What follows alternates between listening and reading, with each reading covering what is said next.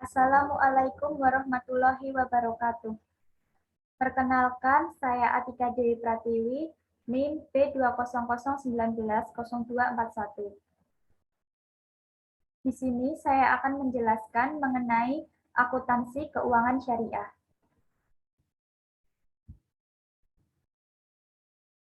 Akuntansi syariah adalah suatu sistem yang mengatur kegiatan mencatat, menggolongkan, dan meringkas, melaporkan, serta menganalisa data-data keuangan menggunakan prinsip-prinsip yang sesuai dengan nilai ajaran agama Islam. Dasar hukum akuntansi syariah. Yang pertama, Al-Quran. Al-Quran dijadikan sumber hukum yang utama karena Al-Quran berasal dari Allah SWT yang Maha mengetahui apa yang terbaik bagi manusia dalam menata kehidupannya, sehingga selama di dunia dan di akhirat.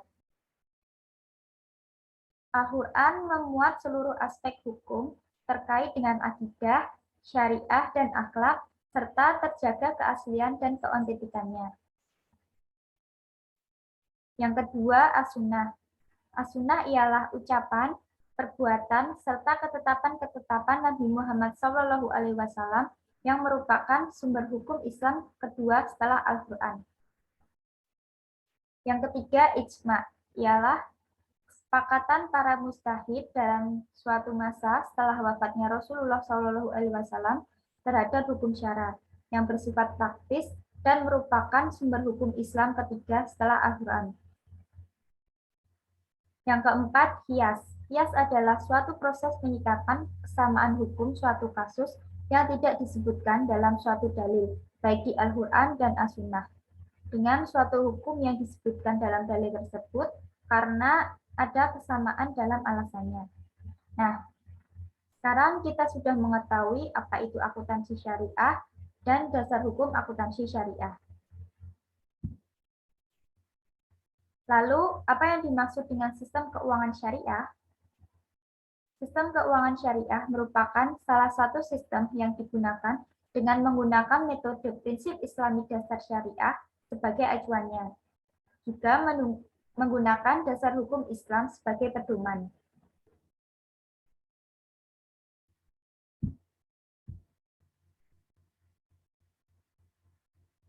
Konsep memelihara harta kekayaan. Memelihara harta bertujuan agar harta yang dimiliki oleh manusia diperoleh dan digunakan sesuai dengan syariah, sehingga harta yang dimiliki halal dan sesuai dengan keinginan pemilik mutlak dari harta kekayaan tersebut, yaitu Allah SWT. Konsep anjuran bekerja atau berniaga. Islam menganjurkan manusia untuk bekerja atau berniaga dan menghindari kegiatan meminta-minta dalam mencari harta kekayaan. Manusia memerlukan harta kekayaan sebagai alat untuk memenuhi kebutuhan hidup sehari-hari, termasuk untuk memenuhi sebagian perintah Allah seperti infak, zakat, pergi haji, perang jihad, dan sebagainya. Yang kedua, konsep kepemilikan. Harta yang baik harus memenuhi kriteria, yaitu diperoleh dengan cara yang sah dan benar, serta dipergunakan untuk hal-hal yang baik di jalan Allah SWT. Yang ketiga, penggunaan dan pendistribusian harta. Dan yang keempat, ada perolehan harta. Bagaimana memperoleh dan menggunakan harta dalam syariah? Memperoleh harta dilakukan dengan cara usaha atau amal, atau mata pencaharian yang halal dengan sesuai dengan aturan Allah SWT dengan cara yang diperbolehkan. Ketentuan syariah berkaitan dengan penggunaan harta antara lain, yang pertama, tidak boros dan tidak kikir. Yang kedua, memberi infak dan sedekah. Yang ketiga, membayar zakat sesuai ketentuan. Yang keempat, memberikan pinjaman tanpa bunga. Yang kelima, meringankan kesulitan orang yang berhutang.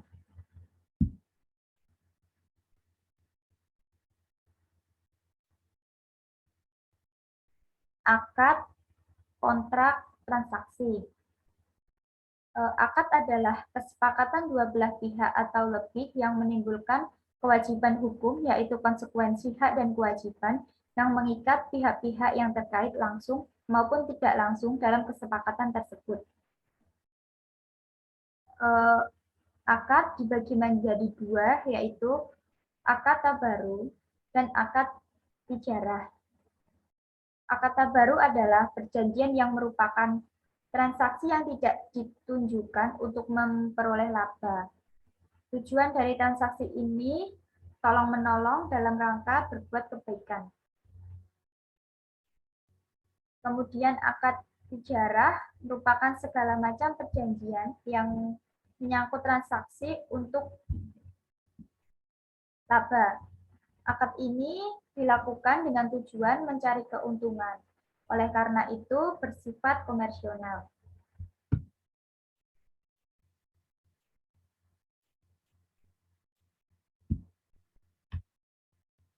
Transaksi yang dilarang. Hukum asal dalam muamalah adalah semuanya diperbolehkan kecuali ada ketentuan syariah yang melarangnya.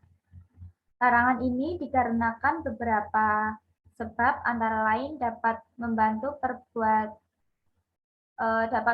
berbuat maksiat atau melakukan hal yang dilarang oleh Allah.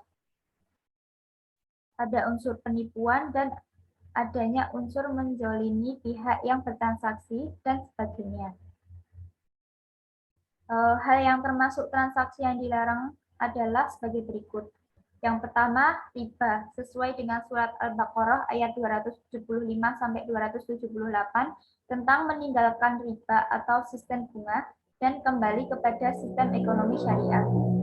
Yang kedua, maisir, sesuai dengan surat Al-Maidah ayat 90 tentang meninggalkan segala bentuk usaha yang spekulatif atau perjudian. Yang ketiga, menyuap, sesuai dengan surat Al-Baqarah ayat 188. Yang keempat, penipuan sesuai dengan surat Al-An'am ayat 152.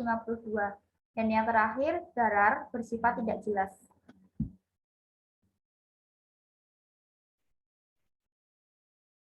Prinsip sistem keuangan syariah.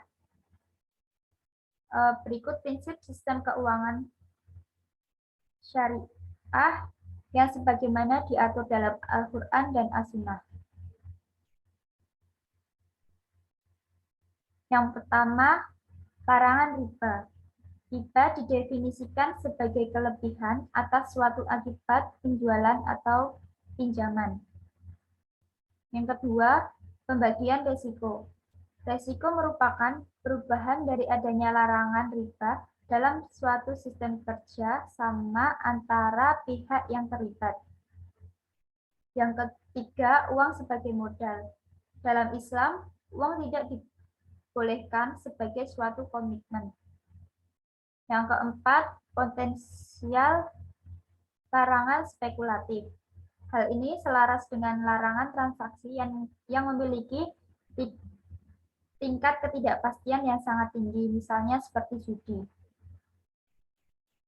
Yang kelima, kontrak atau pembagian.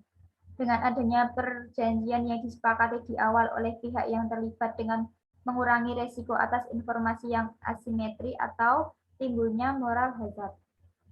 Dan yang terakhir, aktivitas usaha yang harus sesuai syariah. Usaha yang dilakukan merupakan kegiatan yang diizinkan menurut syariah, seperti tidak melakukan jual beli minuman keras atau menyiapkan usaha peternakan babi. Itulah beberapa penjelasan mengenai sistem keuangan syariah. Sekian dari saya, semoga bermanfaat. Wassalamualaikum warahmatullahi wabarakatuh.